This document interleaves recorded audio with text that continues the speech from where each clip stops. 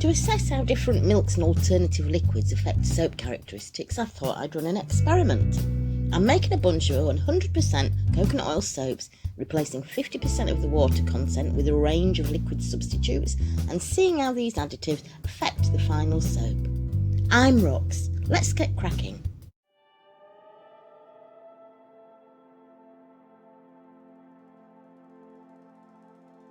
I've made barley milk to put in soap today. It's easy to make using the same method as for rice and oat milk. For this, I'm doing 1 part cooked barley to 2 parts water. I blend that up really well and then filter out the solids. I just want 35 grams, which is 50% of the total liquid content.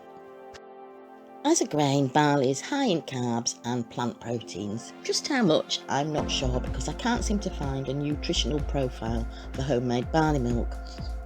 Barley derivatives are used in cosmetics for skin and hair, and of course it's been used forever to make beer. I think it's going to act very similar to oat milk. Just blending the barley milk in the oil, adding the lye and then whizzing it all up to a nice emulsion. It doesn't take long and into the mould goes the batter. This is pretty solid after being left overnight for about 12 hours.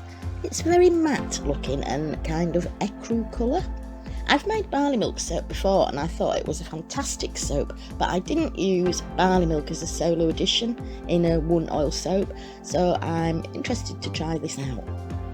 Nice bubbles right away.